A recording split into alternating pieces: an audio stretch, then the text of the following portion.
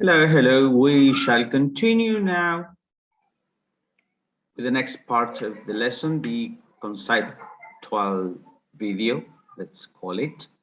And there you are, the picture of Aristotle. He was born in 384 at Stagira. Stagira was a city outside of Greece, and he was considered to be an outsider, an outlander at some extent.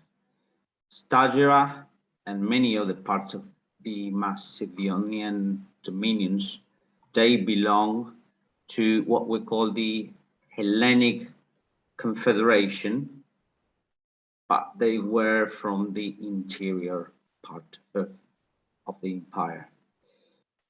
So Aristotle was the son of Nicomachus, a physician in the court of the Macedonian king, and when he was 70 years old, he moved to Athens and he joined the academy ruled and founded by Plato.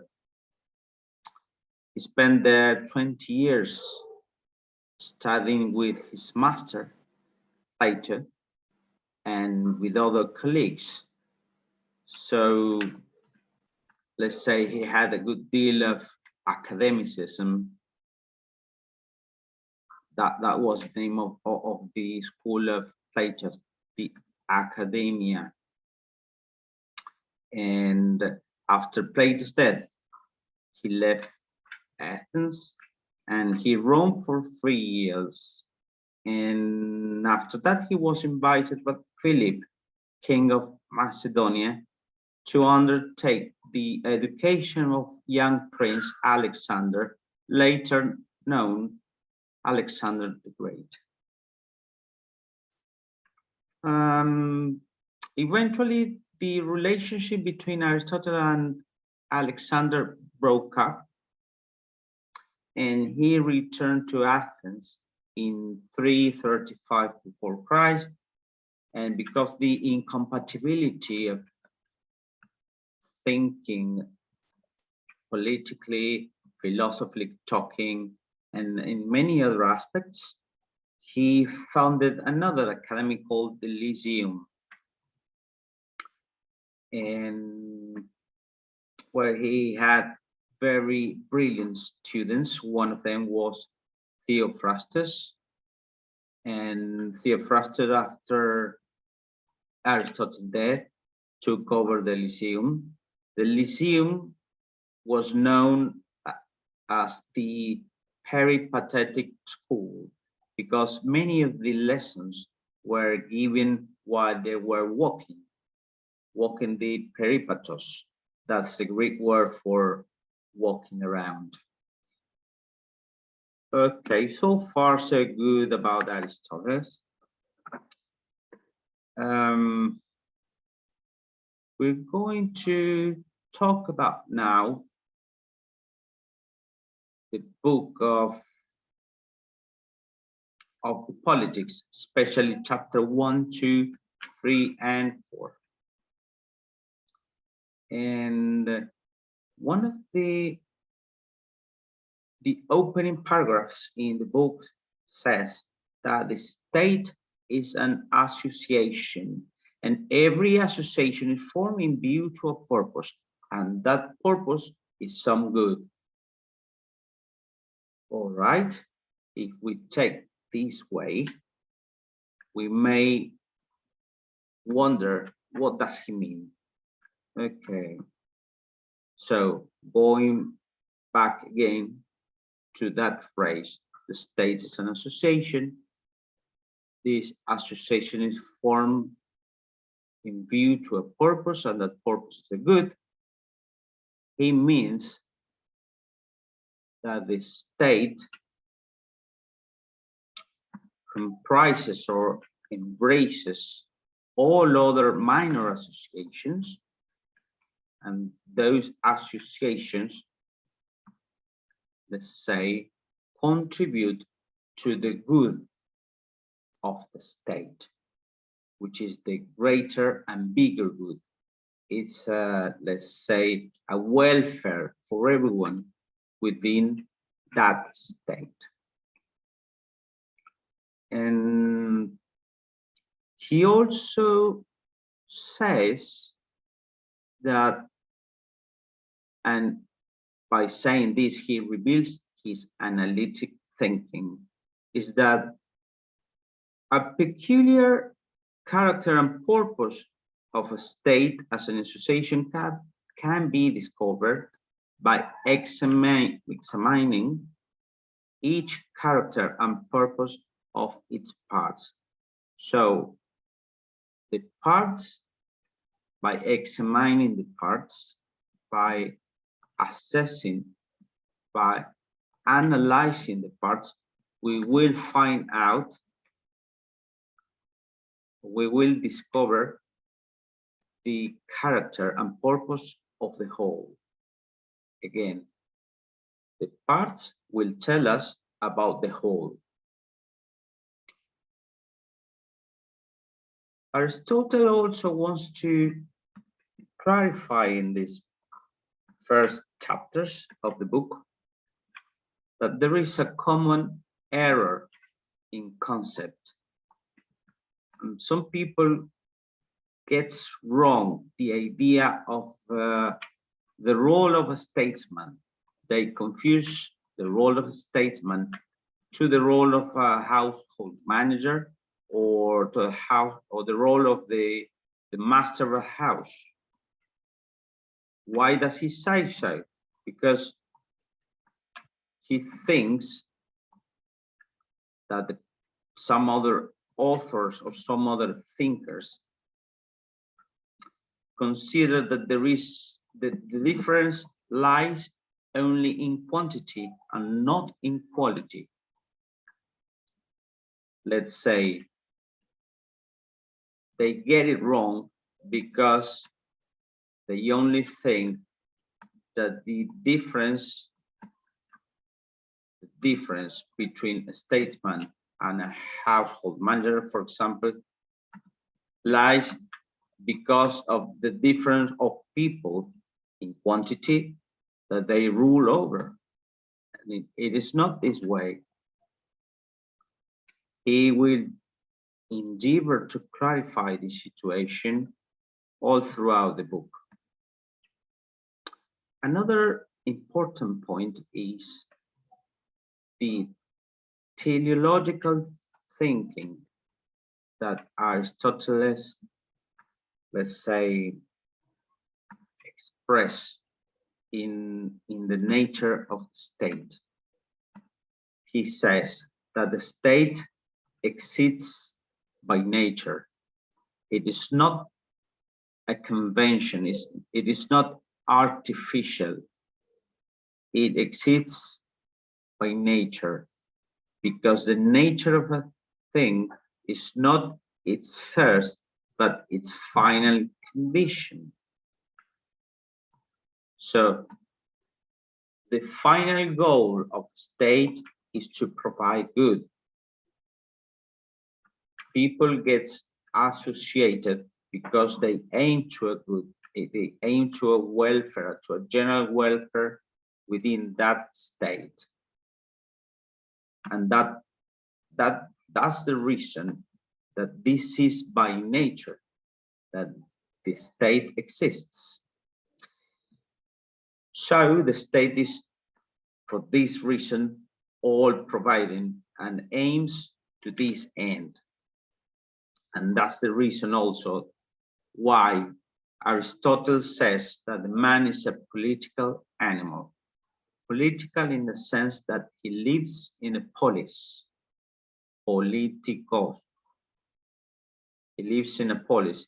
He joins together with other men to form a polis in view to a good end. So he lives in a polis, he is a political. All right.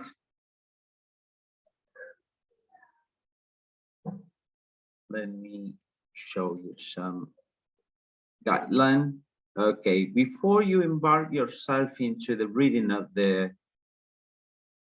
first chapters of the Politics, Book 1, Chapter 1, 2, 3, and 4, I would like to clarify some concepts to make it much easier to understand. So, again, here you see on the left-hand side, state, police. State is not, has not the meaning of today's republic. State is a state of things. Is let's say the typical definition that comes from the ancient Greek is a city-state. Every city-state, every polis had its own ruler, and even though they all belong to the Hellenic world, they had some independence and some autonomy regarding to the other polis.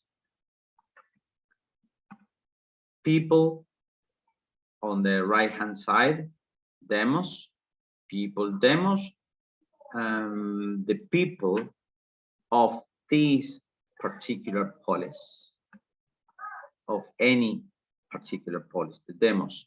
From there it comes words such as democracy, but bear in mind that democracy in the today's meaning is not the same as the meaning the Greek had. We will clarify this later. A house, oikos.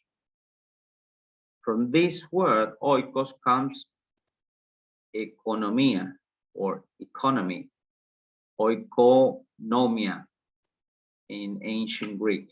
Oikonomia, the rule of the house. How to rule your house and how to get better off out of the products or out of your own production of your house.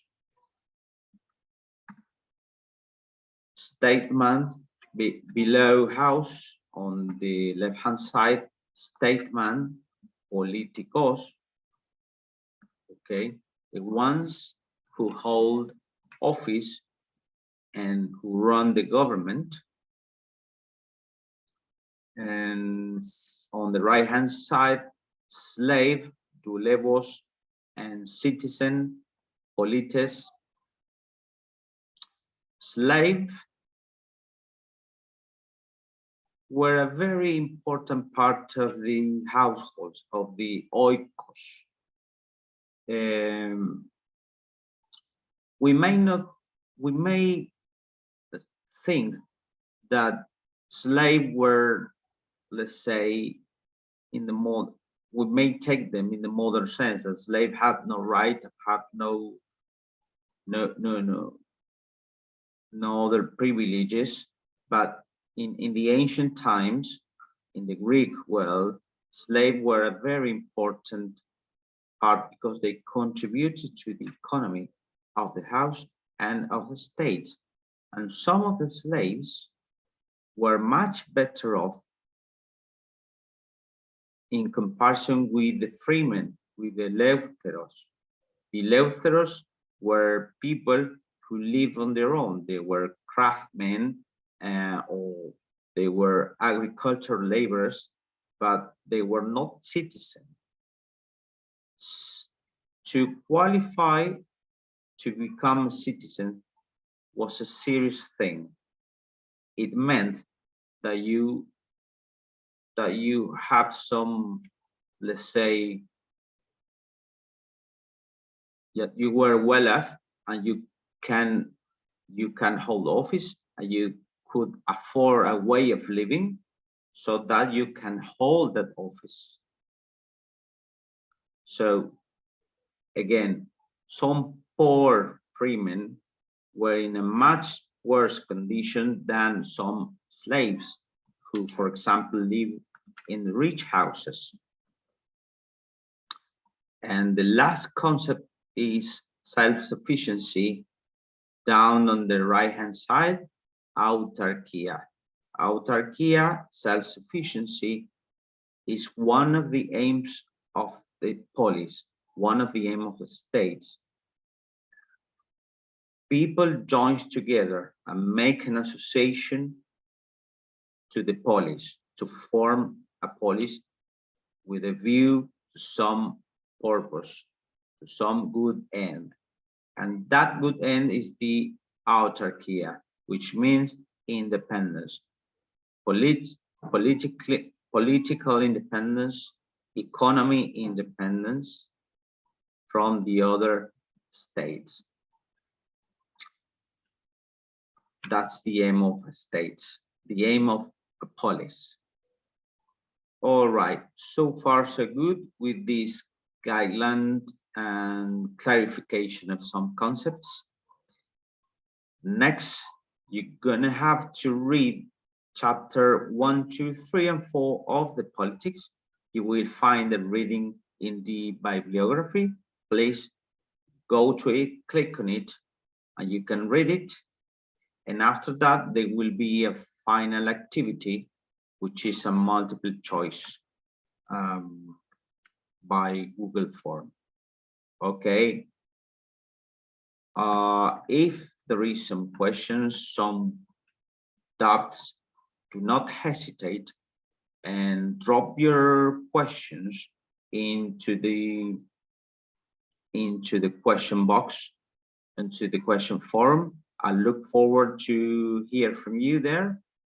And I think it's been enough for today. Hope you enjoy the reading. See you in the next video. Bye-bye.